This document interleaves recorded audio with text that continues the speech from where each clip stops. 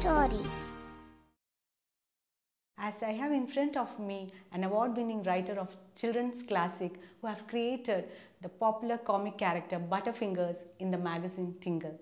Yes, I consider it my honor to welcome Khyrunnisa ma'am to Lala Stories. Thank you.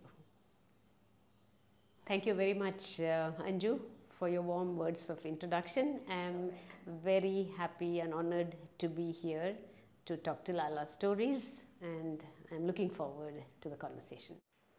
As we all know, children nowadays are so busy with social media and are mostly in their own digital world, ma'am.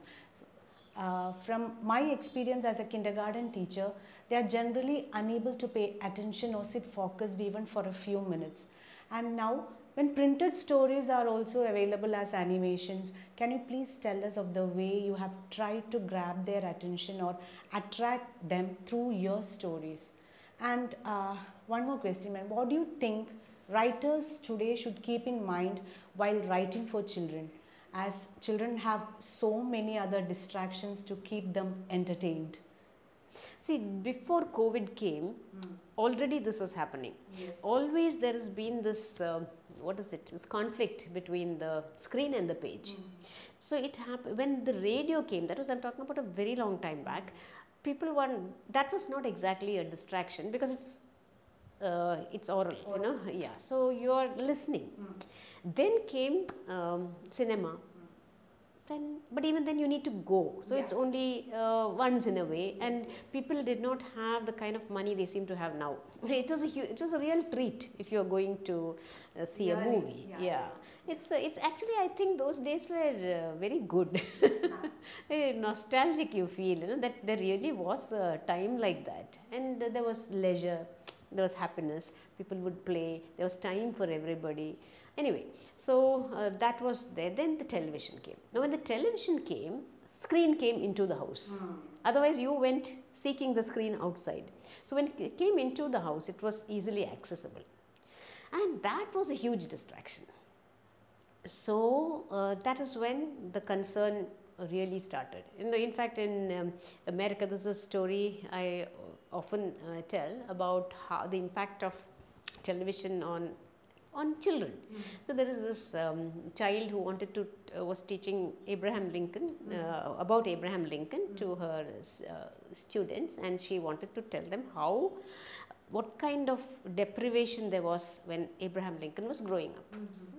Poverty and so on. So he said Abraham Lincoln, there was no electricity during Abraham Lincoln's childhood. And then a child put up his hand and asked, "So ma'am, did he watch TV by candlelight?" Okay. So you realize how ridiculous the question is, because they cannot think of a time when there was no TV. There is no electricity. That without electricity there cannot be TV. That doesn't even come to this child's head. Did he watch TV by candlelight? So that is the kind of effect television has had on children. And so what has happened, the sad thing is that television, it's also called the idiot box, right? Now we shouldn't blame the box. We are the idiots sitting in front of the box, right? We are watching open mouthed, our brains go dead, we are not thinking of anything, and you just mutely watch and watch and watch, and it's really very bad. So if this was happening, and we were trying hard to get children back to reading, because when we were growing up there were books and cinema and playing actual games. That's also going. Children are not going out and playing, or if they go and play, it is because they are pushed by ambitious parents who want them to be in the school team, you know, that kind, not for joy. See, both playing and reading books should be for joy, for pleasure, to enjoy yourself, because that's when the child feels happy, free, you know, active, really being with their friends. So many benefits are there.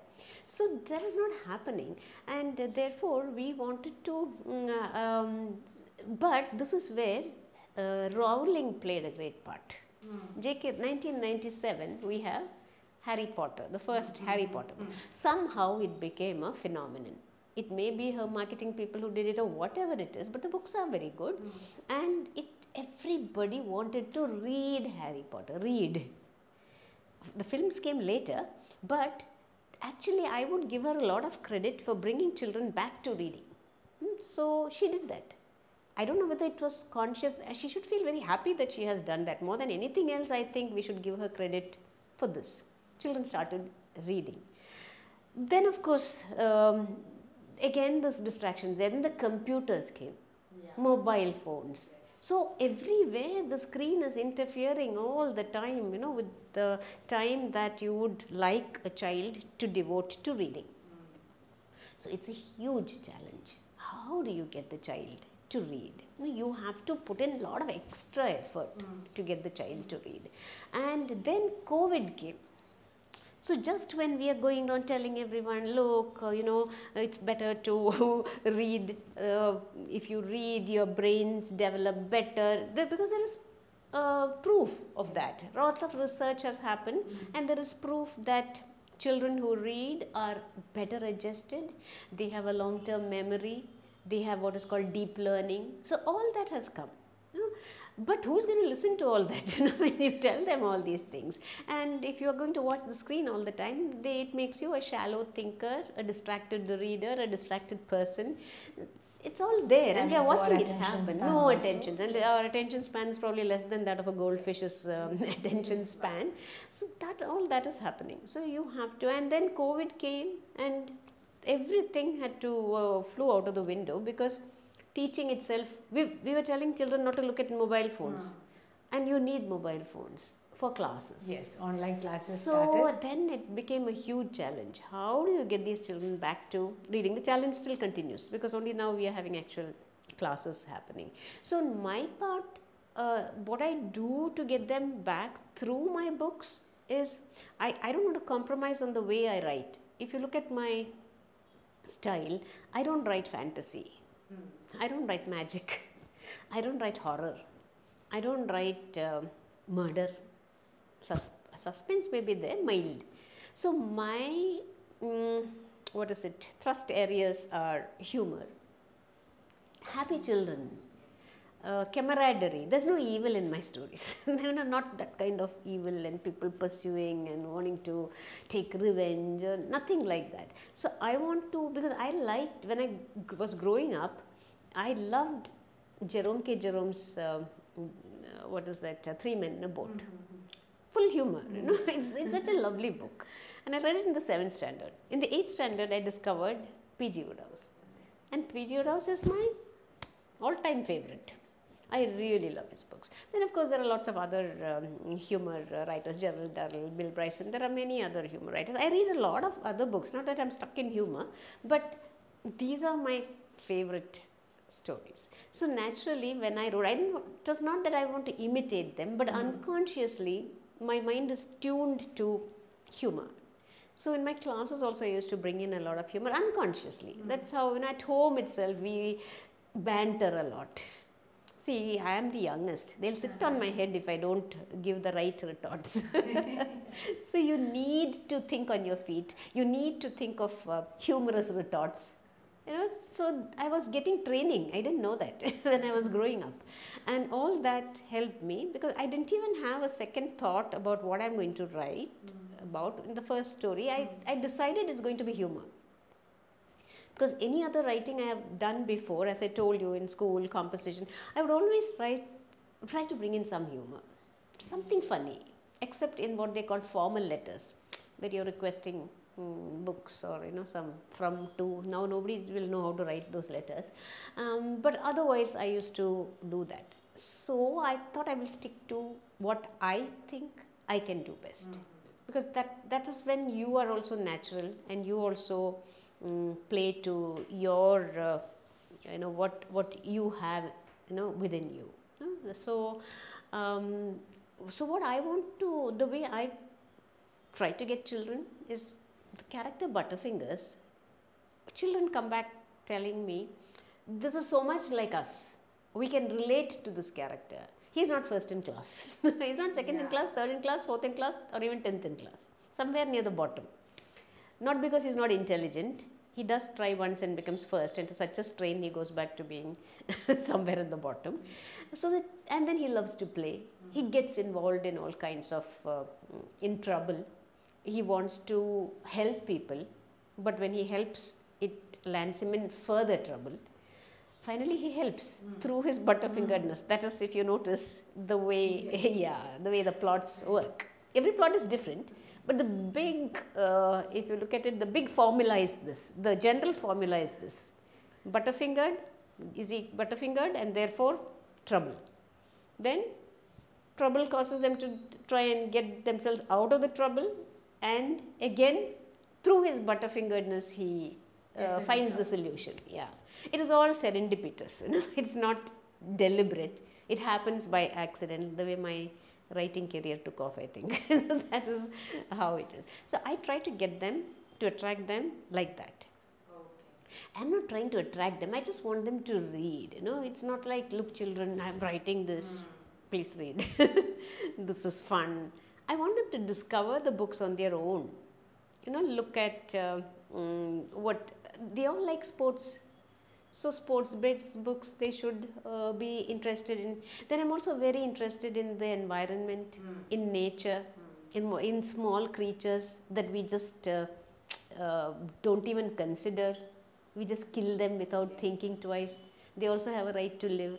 So in my stories, animal stories that are there in The Lizard of Oz and other stories, and The Crocodile Who Ate Butter Chicken for Breakfast, a long title, and other stories, I bring in these. A mosquito is a hero.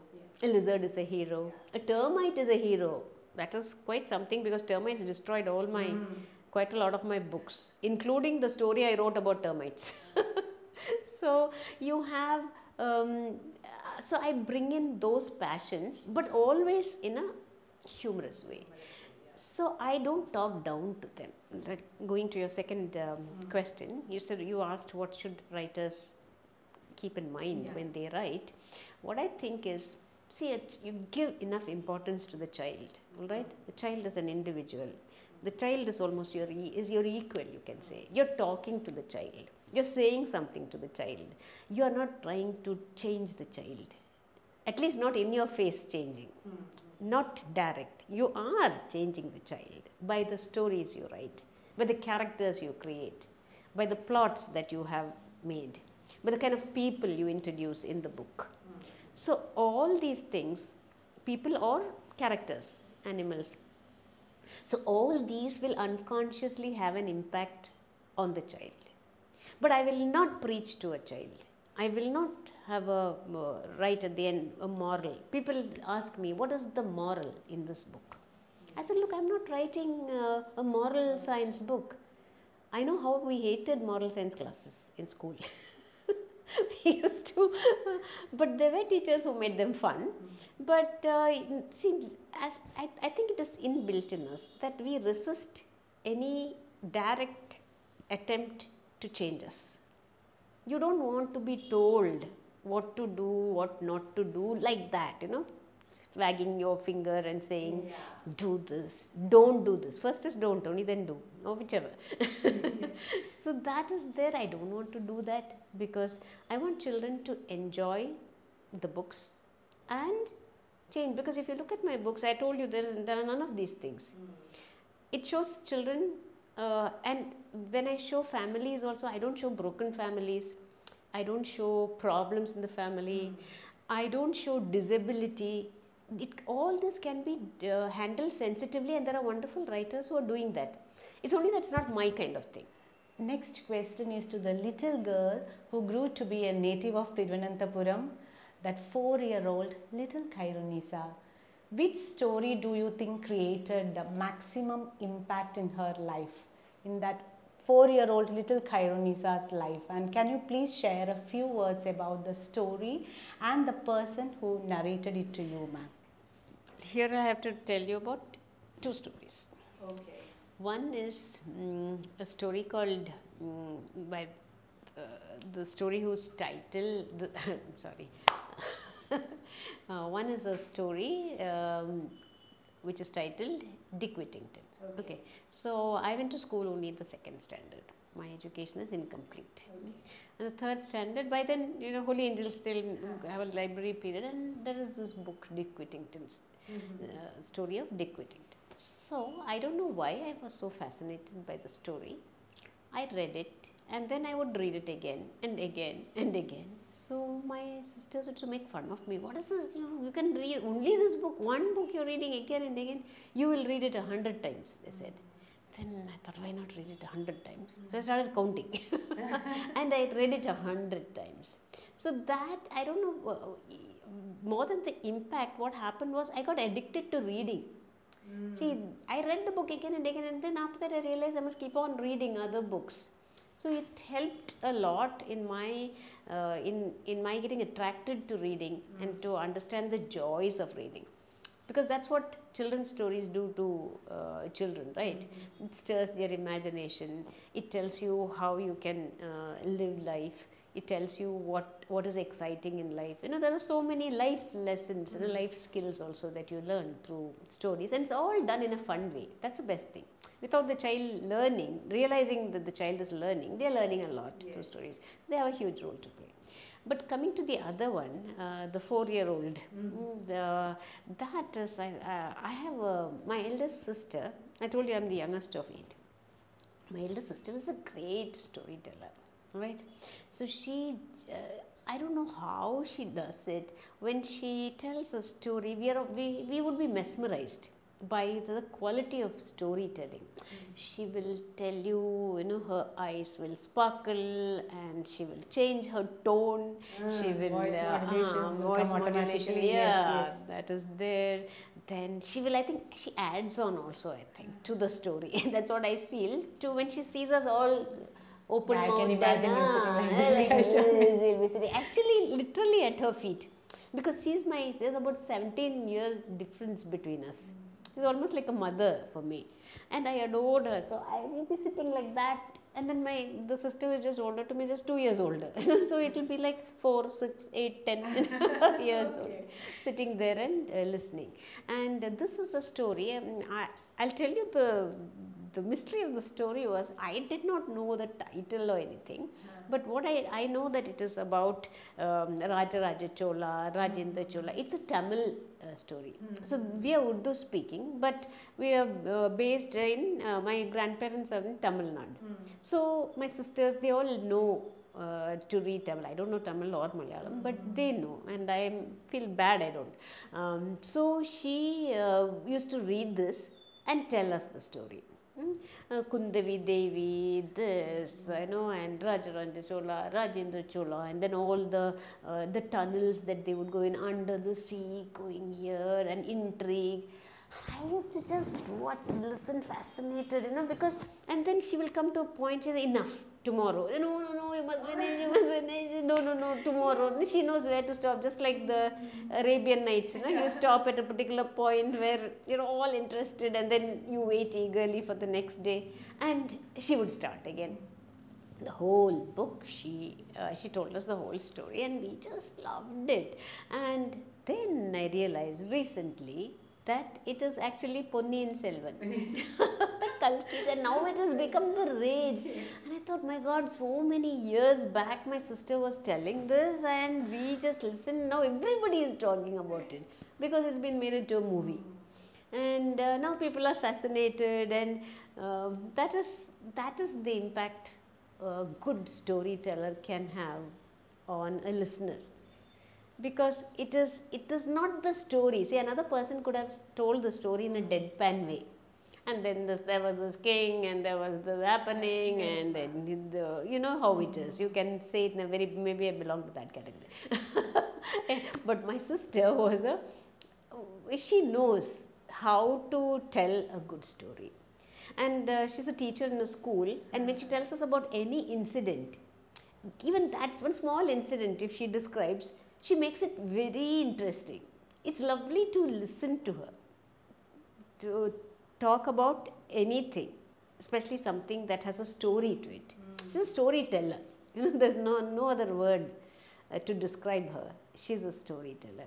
So I was totally fascinated by my sister's storytelling skills. I have not met anyone else who could tell a story so well and captivate us and stir our imagination, so that we are always actually, I don't want to watch the movie, because It's already there. It is there in my imagination. I have imagined it in some way. Though I was very small, I've forgotten much of it, but whatever there is, I don't want to trade it for what is now being shown on the large screen.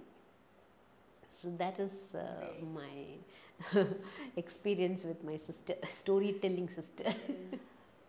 As we at Lala Stories are on our mission to create a platform based on words from eminent personalities like you, and we are trying to come up with new ideas and thoughts all combined together as short stories for kids, which will be presented as audios that can nurture and enhance their creative and imaginary skills.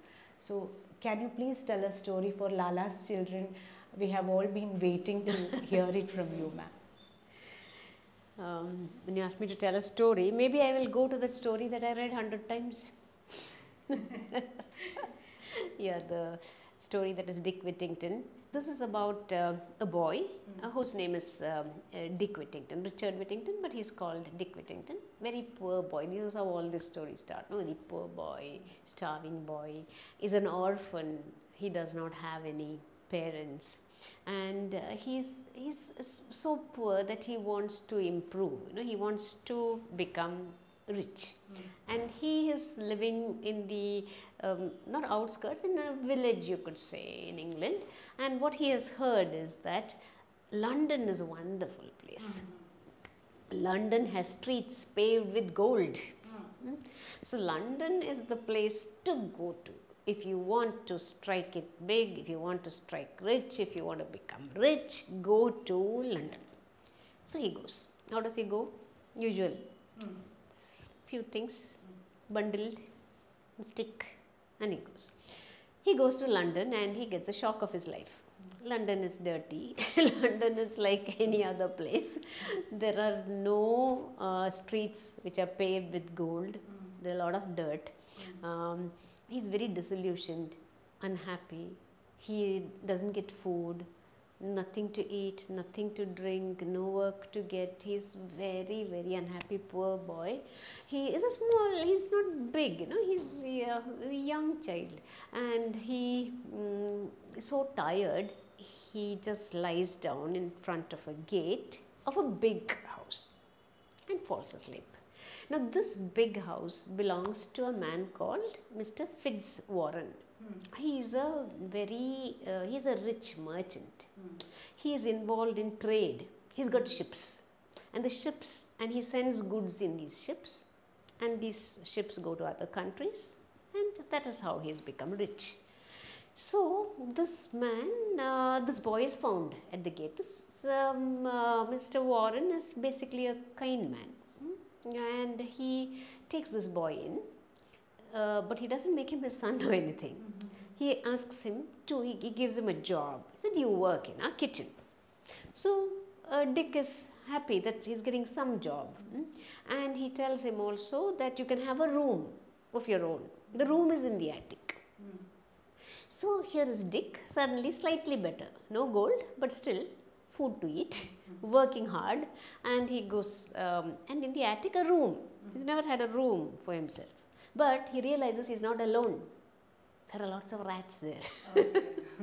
So when he can't sleep, these rats travel all over him. They will scratch him, they'll be running over his feet, they'll be jumping over his head. And this poor boy, but he's sensible. So he says, if I get a cat, I can solve this problem. And therefore, but he doesn't have the money. See, this man is, he's not paying him, or he's just started, right? So one day he polishes the shoe of a gentleman and he gives him a penny. With that penny, he buys a cat. And he brings the cat home. Home meaning to his attic. And the cat immediately, cat loves it because cat is very excited to see so many rats. So the cat chases the rats, the rats run off in terror. Earlier it was Dick who was sitting like this, but now here you have the cat having a wonderful time, and finally Dick is able to sleep in peace, and he becomes very attached to this cat. Now one day this man, Mr. Fitzwarren, says, he calls all the servants. He's a rich man, right? He's got many servants. He says, my ship is going to 1 or 2 countries with things to be sold. So if any of you have something that you want to be sold, we can take that also. You will get some money. If they buy, you can get some money. So he asks everyone to give something. So each one has something. Poor Dick has nothing, but he has something. He has a cat. But he loves the cat, because without the cat he can't sleep, right? But poor Dick, because everybody has to give, he gives the cat. And the cat also goes in the ship. And he comes back very disconsolate. Again his companions become the rats. But worse, there is a cook in the kitchen who makes his life miserable. She's always boxing his ears, hitting him, making him do a lot of work. She's very cruel to him. See, in those days you read a lot of stories where people are very cruel. Even now there are such cruel people. And he is so miserable, he decides to run away. He doesn't want to stay in this house any longer. No cat also, and the cook is making life so terrible for him. So again he bundles his few possessions and he goes. He is almost going out of the city when he hears the bells, the church bells ringing. And then he just stops, because he seems to imagine that they are telling him something. It is not ordinary ringing. The bells are speaking to him. So the bells are saying, "Turn back, Dick Whittington, thrice Lord Mayor of London." So, this is very strange. Bells speaking. So there's a little bit of magic in the story, right? So he says, what is this? And then he listens again. It says, "Turn back, Dick Whittington, thrice Lord Mayor of London." So he says, okay, this is coming, am I really hearing something? Why should I hear something like this? Because he doesn't know anything about a mayor or any of these things. But something tells him, follow those words, obey those words. So he turns and he goes back to the house. Now when he goes to the house, what he finds is the ship has just come back after going to the foreign lands. And when he goes there, Mr. Fitzwarren is sitting there, and he tells Dick, come, sit down. And then Dick is wondering what's happening. And he is treating him like a gentleman, very polite, asking him, how are you? So he says, is he making fun of me? Did he know that I ran away? Is this his way of wanting to punish me? No? The introduction to punishment. Then Mr. Fitzwarren says, see, you have become a very rich man, because this cat, the king of Barbary, has a palace which is overrun by rats. And so they have gone to the king of Barbary to sell these things. So the king doesn't want to buy anything, because this problem is a huge problem, rat problem. And then he is told that there is this cat which can get rid of rats. So he is very happy. And what is more exciting is that the cat is pregnant. The cat is going to have kittens. So he says, well, this is a long-term solution. Not just one cat, we are going to have the next generation. So he is so happy. He gives a lot of money for the cat. He wants to buy the cat. And he gives money which is more than all the money that the other goods fetch. So Dick gets all this money. This man is honest, the gentleman, right? He could easily not have told Dick, but he told him the whole story. He says, look, Dick, this is how it is. So again, you're growing up, you can become my partner. We will run this business together. So Dick is very happy. He doesn't know anything, right? And he grows up, he marries this man's daughter. He becomes a big man. He becomes mayor of London 3 times. Okay, so that is the story. Yes, nice. For Lala's children, I'm giving you the visibility. Thank you. Thank you, ma'am. Thank you, ma'am, for enlightening us with all these words. And on behalf of Lala, I wish you many more years of health and happiness. Thank you once again from the bottom of my heart. Thank you. For making the time out for from your hectic schedule. Anything for children. Thank you so much. And I'm so happy that I got this opportunity to be in conversation with you, and too, really nice, and I enjoyed it too, and I hope the viewers also like it. Thank you very much. It was such a pleasure. Thank you. You're welcome. And I wish Lala's stories all the best. Thank you so much, ma'am. Much needed. And many thanks for your wishes too. Yeah. Thank you.